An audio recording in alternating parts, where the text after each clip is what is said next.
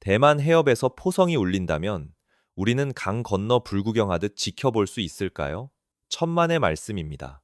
그 순간 한반도의 안보는 벼랑 끝으로 내몰리게 됩니다. 미국이 대만 방어를 위해 주한미군 전력을 빼내거나 한국 기지를 발진 기지로 삼는 순간 우리 의지와 상관없이 대한민국은 이미 전쟁의 한복판에 서게 됩니다. 혈맹이라는 이름 아래 미국이 우리에게 전투병 파병을 요구한다면 거절할 수 있을까요? 동맹의 의무와 국가의 생존 사이 우리는 잔혹한 양자태기를 강요받게 될 겁니다. 흔히 경쟁사 TSMC가 무너지면 삼성에게 기회라고 착각합니다. 하지만 대만 봉쇄는 전 세계 해상 물류와 공급망의 즉각적인 심정지를 의미하며 수출로 먹고 사는 우리 경제는 즉사할 수밖에 없습니다. 가장 뼈아픈 현실은 미중 패권 전쟁의 소용돌이 속에서 우리가 자주적인 결정권을 잃고 강대국을 위한 1차 방어선, 즉 총알바지로 전락할 수 있다는 공포가 현실로 다가오고 있다는 점입니다. 많은 분들이 주한미군은 오직 북한만 막는 군대라고 생각하십니다. 하지만 이미 한미 간에는 전략적 유연성이 합의된 상태입니다. 즉, 유사시 평택에 있는 미군 전력이 언제든 대만 해협으로 날아갈 수 있다는 뜻이죠. 여기서 치명적인 문제가 발생합니다. 전쟁 시 적의 발진 기지를 타격하는 건 군사작전의 기본입니다. 중국 입장에서 미군기가 떠오르는 곳이 한국이라면 그들의 미사일은 대만이 아니라 바로 우리 영토, 평택과 오산을 조준하게 됩니다. 우리가 직접 전투병을 보내지 않는다고 끝일까요? 아닙니다. 동맹 조약에 따라 한국은 미군의 탄약, 연료, 부상병 치료를 담당하는 거대한 후방 병참 기지 역할을 강요받게 됩니다. 이는 국제법상 사실상의 참전국으로 간주됩니다. 더 무서운 건 안보 공백입니다.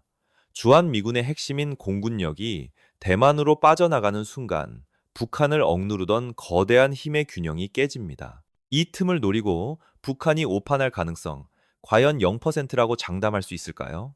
전문가들이 경고하는 최악의 시나리오가 바로 이겁니다. 미국의 전력이 대만에 쏠린 사이 김정은 위원장이 이를 절호의 기회로 삼는 것. 우리는 대만 전쟁과 한반도 전쟁이라는 감당 불가능한 두 개의 전쟁을 동시에 맞닥뜨릴 수 있습니다. 그런데 여기서 잠깐 우리 발목을 잡는 문서가 있습니다. 바로 한미 상호 방위 조약입니다. 이 조약은 방어 범위를 한국 영토에만 한정하지 않고 태평양 지역으로 명시하고 있죠. 미국이 대만 사태를 이 조약의 적용 범위라고 해석한다면 한국은 법적으로도 발을 빼기 힘든 상황에 몰리게 됩니다. 더 결정적인 건 2000년대 중반 합의된 전략적 유연성입니다. 쉽게 말해 주한미군은 한반도에만 박혀 있는 붙박이 군대가 아니라는 거죠. 미국은 필요하다면 언제든 주한미군을 빼서 분쟁 지역으로 보낼 권한을 이미 확보해 둔 상태입니다. 물론 우리 정부는 주한미군 이동 시 사전 협의가 필요하다고 주장합니다. 하지만 전시 상황에서 미국이 세계 안보를 위해 병력을 빼겠다고 통보한다면 현실적으로 한국이 동맹 파기 각오 없이는 이를 막을 명분도 힘도 부족하다는 게 전문가들의 냉정한 분석입니다. 설령 한국군이 직접 파병되지 않는다 해도 문제는 남습니다. 바로 우리 땅이 기지로 쓰인다는 점이죠. 지리적으로 오산과 군산 공군 기지는 미군 전투기가 대만으로 출격하거나 보급을 받고 정비하기에 가장 완벽한 위치에 있습니다. 바로 이 지점에서 소름 끼치는 시나리오가 등장합니다. 중국 입장에서 생각해 보세요. 자신들을 공격하는 미군 전투기가 한국에서 날아온다면 당연히 그 발진 기지인 한국 영토를 미사일로 타격할 명분이 생깁니다. 우리가 원치 않아도 전쟁의 불길이 우리 안방으로 옮겨붙는 순간입니다. 우리 허락 없이 주한미군이 못 나가는 거 아니냐고 반문하실 수 있습니다. 하지만 이미 2000년대 중반 한미 양국은 전략적 유연성에 합의했습니다. 즉, 주한미군은 북한만 막는 붙박이 군대가 아니라 필요하면 세계 어디든 투입될 수 있는 기동군이라는 사실을 우리가 인정한 셈입니다. 전쟁이 터지면 미국은 즉각 한미 상호 방위 조약을 근거로 한국의 역할을 요구할 겁니다. 전투병 파병이든 기지 제공이든 군수 지원이든 말이죠. 만약 우리가 중국 눈치를 보며 이를 거절한다면 70년 혈맹이라는 한미 동맹은 그날로 사실상 와해될 수도 있는 외교적 막다른 골목에 몰리게 됩니다. 하지만 진짜 공포는 따로 있습니다. 주한미군의 핵심 전력, 특히 공군력이 대만 방어를 위해 남쪽으로 빠져나간다면 당장 우리 머리 위는 누가 지킵니까? 한반도에 치명적인 안보 공백이 생기는 겁니다. 북한 지도부는 이 순간만을 기다려왔을지도 모릅니다. 미군의 억제력이 대만으로 쏠린 틈을 타 국지 도발을 감행하거나 심지어 전면적인 남침을 시도할 수 있는 오판의 기회가 열리는 것이죠. 전문가들이 가장 우려하는 두 개의 전쟁 시나리오입니다. 대만도 지켜야 하고 서울도 지켜야 하는 상황. 미국조차 감당하기 버거운 이 혼란 속에서 과연 우리 군 독자적으로 북한의 총공세를 막아낼 준비가 되어 있을까요? 먼저 팩트체크부터 합시다. 한미 상호방위 조약상 대만 전쟁에 한국군이 자동으로 파병될 의무는 없습니다. 조약의 적용 범위는 태평양 지역으로 모호하게 되어 있지만 우리 정부의 동의 없는 파병은 불가능하죠. 그런데 진짜 문제는 우리 군이 아닙니다. 바로 우리 땅에 있는 주한미군입니다. 미국은 2000년대 중반부터 주한미군의 전략적 유연성을 강력히 요구해 왔습니다. 즉, 평택이나 오산에 있는 미군 전력을 한반도 붙박이가 아니라 대만이나 남중국해 등 분쟁 지역으로 언제든 뺏어 쓸 수 있다는 뜻입니다. 만약 미공군 전력이 대만 방어를 위해 남쪽으로 기수를 돌린다면 어떻게 될까요? 북한 전역을 24시간 감시하던 정찰 자산과 정밀 타격 능력이 순식간에 사라집니다. 김정은 위원장에게는 그야말로 무주공산, 빈집털이의 기회가 열리는 셈입니다. 설령 우리 군이 참전하지 않더라도 상황은 심각합니다. 한국 내 미군 기지가 대만으로 향하는 미군 전투기의 중간 급유지나 수리기지, 즉 후방 보급기지 역할을 하게 되기 때문입니다. 국제법상 전쟁 수행을 돕는 기지를 제공한 국가도 교전 당사자로 간주될 위험이 큽니다. 이게 가장 소름 끼치는 지점입니다. 중국 군사 전문가들은 이미 수차례 경고했습니다.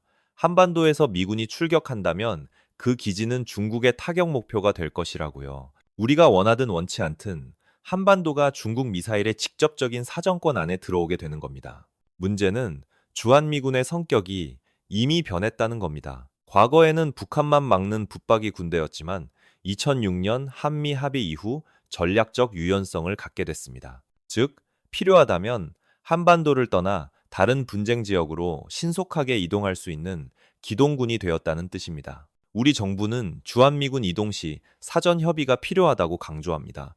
하지만 냉정하게 봐야 합니다. 외교적 수사에서 협의는 통보에 가깝습니다. 미국의 최우선 전략 자산이 움직이는데 우리가 안 된다고 거부권을 행사할 수 있을까요? 현실적으로 불가능에 가깝습니다. 더 큰 공포는 그 다음입니다. 주한미군 공군력의 주력이 대만으로 빠져나가는 순간 한반도에는 치명적인 안보 공백이 생깁니다. 김정은 위원장이 이 절호의 기회를 그냥 보고만 있을까요? 군사 전문가들이 가장 우려하는 최악의 시나리오, 바로 두 개의 전쟁입니다. 미국이 대만 문제에 발이 묶인 틈을 타 북한이 도발을 감행하면 우리는 동맹의 지원 없이 사실상 독자적으로 북한을 상대해야 하는 고립무원의 처지에 놓일 수 있습니다. 그런데 여러분, 총성이 울리기도 전에 한국이 먼저 무너질 수 있는 진짜 이유는 따로 있습니다. 바로 돈맥경화입니다. 우리 수출입 물동량의 90% 이상이, 그리고 에너지의 거의 전부가 바로 이 위험한 바다를 지나오기 때문입니다. 상상해 보십시오. 당장 내일 주유소에 기름이 동나고 화력발전소가 멈춰섭니다. 우리가 쓰는 원유와 천연가스의 대부분이 대만 인근 해역을 통과합니다. 이 길이 막히면 한국은 그 즉시 거대한 암흑천지로 변하게 됩니다. 삼성전자가 있으니 반사 이익을 보지 않겠냐는 건 순진한 생각입니다. 반도체는 거미줄처럼 얽힌 생태계입니다. 대만산 시스템 반도체와 부품 공급이 끊기면 우리 주력인 메모리 반도체를 끼울 완제품 생산 라인도 전 세계적으로 올스톱됩니다. 물건을 만들어도 나갈 배가 없습니다. 수출로 먹고 사는 나라에서 수출길이 막힌다는 건 단순히 돈을 못 버는 게 아니라 국가 시스템의 붕괴를 뜻합니다. 1997년 외환 위기요? 그때와는 비교조차 할 수 없는 생존의 공포가 닥칠 겁니다. 총알보다 빠른 게 자본입니다. 한반도 인근이 전쟁터가 된다는 소식이 들리면 외국인 투자자들은 뒤도 안 돌아보고 한국을 떠날 겁니다. 원화 가치는 휴지 조각이 되고 우리는 앉은 자리에서 자산이 증발하는 것을 지켜봐야만 합니다. 바로 이 지점에서 딜레마가 생깁니다. 봉쇄를 풀고 경제 숨통을 틔우기 위해서라도 우리는 원치 않는 전쟁에 발을 들여야 할지도 모릅니다. 미국은 바로 이 해상로 보호를 명분으로 한국 해군의 참전을 강력하게 요구할 테니까요. 문제는 우리 군의 파병만이 아닙니다. 바로 주한미군입니다. 미국은 주한미군의 전략적 유연성을 강조해 왔습니다. 한반도 붙박이가 아니라 대만 급변 사태 시 언제든 뺏어 쓸 수 있다는 뜻이죠. 주한미군이 참전한다는 건 무슨 뜻일까요? 대한민국 영토가 미군의 발진 기지이자 탄약과 연료를 대는 거대한 병참 기지가 된다는 겁니다. 우리가 총을 쏘지 않아도 이미 전쟁의 한복판에 들어선 셈입니다. 상대국 입장에서 생각해 봅시다. 적의 전투기가 뜨고 보급품이 나오는 곳을 가만히 둘까요?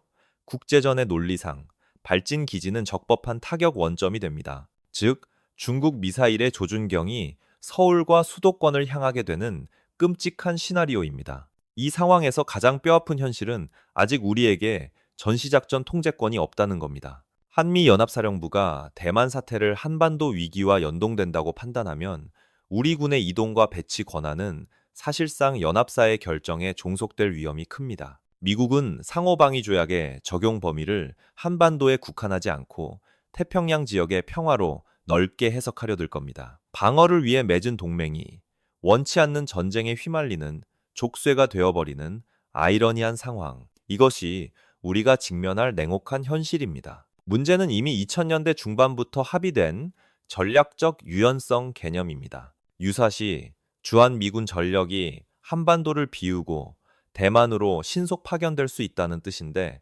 미국은 이를 실행에 옮기는데 주저하지 않을 겁니다. 주한미군 주력이 빠져나간 순간 한반도에는 치명적인 안보 공백이 생깁니다. 북한이 이 기회를 틈타 국지 도발을 감행하거나 오판할 경우 우리는 대만과 한반도라는 두 개의 전쟁을 동시에 감당해야 할지도 모릅니다. 중국 입장에서 생각해 봅시다. 미군이 한국 기지에서 출격한다면 중국은 당연히 그 발진 기지인 평택과 군산을 타격하려 할 겁니다. 원치 않아도 우리의 영토가 강대국들의 미사일 각축장이 되어버리는 끔찍한 시나리오입니다. 하지만 진짜 공포는 포탄이 떨어지기도 전에 찾아옵니다. 바로 경제입니다. 대만 해협이 봉쇄되는 즉시 수출로 먹고 사는 한국 경제는 말 그대로 심정지 상태에 빠지게 됩니다. 우리가 사용하는 원유의 90% 이상이 바로 이 남쪽 항로를 통해 들어옵니다. 이 길목이 막힌다는 건 단순히 기름값이 오르는 수준이 아닙니다. 공장이 멈추고 전력 공급이 위태로워지는 국가 시스템 전체의 마비를 의미합니다. 반도체는 어떨까요? 경쟁사 TSMC가 멈추면 우리에게 반사이익이 올 거란 순진한 기대는 버려야 합니다. 하늘길과 바닷길이 막힌 상황에서 원자재 수입도 완제품 수출도 불가능해집니다. 한국 반도체는 그야말로 고립무원의 섬이 되는 겁니다. 더 무서운 건 금융시장의 반응입니다. 외국인 투자자들에게 전운이 감도는 한반도는 더 이상 투자처가 아닌 리스크 그 자체입니다. 자본이 썰물처럼 빠져나가며 환율은 우리가 IMF 이후 보지 못했던 공포스러운 숫자를 찍게 될지도 모릅니다. 경제가 무너지는 와중에 워싱턴에서는 청구서를 내밀 겁니다. 바로 주한미군의 전략적 유연성 발동이죠. 쉽게 말해 오산과 군산에 있는 미 공군 핵심 전력을 대만 방어에 투입하겠다는 통보가 날아올 겁니다. 주한미군이 대만으로 향하는 그 순간 한반도 안보의 무게추가 흔들립니다. 김정은 위원장에게 이 거대한 안보 공백은 도발을 감행하거나 몸값을 극대화할 수 있는 다시 없을 골든타임으로 비춰질 수 있습니다. 만약 우리가 미국의 요청으로 발을 담그게 된다면 중국은 한국을 적국으로 간주하고 즉각적인 보복에 나설 겁니다. 지난 사드 사태와는 차원이 다른 한국 경제의 뿌리를 흔드는 전방위적인 타격이 시작되는 것이죠. 대만 해협 봉쇄는 곧 TSMC의 셧다운을 의미합니다. 일각에선 삼성전자의 반사이익을 거론하지만 이건 뭘 모르고 하는 소리입니다. 해상 물류가 막혀 소재와 장비 공급망이 끊기면 우리 공장 역시 멈춰 설 수밖에 없는 공멸의 위기입니다. 미국이 내세우는 전략적 유연성, 이게 정말 무서운 겁니다. 주한미군이 대만 지원을 위해 빠져나가겠다고 통보했을 때 현실적으로 우리 대통령이 이를 물리적으로 막을 권한이나 명분이 매우 약하다는 게 냉정한 현실입니다. 우리가 전투병을 보내지 않는다 해도 안전할까요? 천만에요. 주한미군 기지가 미군의 주유소이자 정비소 역할을 하는 순간 한반도 평택과 군사는 중국 미사일의 합법적인 군사적 타격 좌표로 지정될 겁니다. 워싱턴은 혈맹으로서의 의무를, 베이징은 경제적 생존을 인질로 잡고 있습니다. 안미경중 안보는 미국, 경제는 중국이라는 편안한 줄타기 시대는 끝났습니다. 이제는 양쪽 모두에게서 양자태기를 강요받는 그야말로 외교적 질식 상태에 빠진 겁니다. 단순한 시나리오가 아닙니다. 시진핑 집권 3기 이후 대만 통일 의지는 신앙에 가까워졌습니다. 이제 우리 정부와 기업은 막연한 설마를 버리고 전쟁 발발 시 즉시 가동할 수 있는 구체적이고 냉철한 생존 매뉴얼을 책상 위에 올려둬야 할 때입니다. 총알이 빗발치기 전 경제가 먼저 멈출 수 있습니다. 대만 해협이 봉쇄되면 우리의 반도체 소재와 부품 공급망은 즉시 마비됩니다.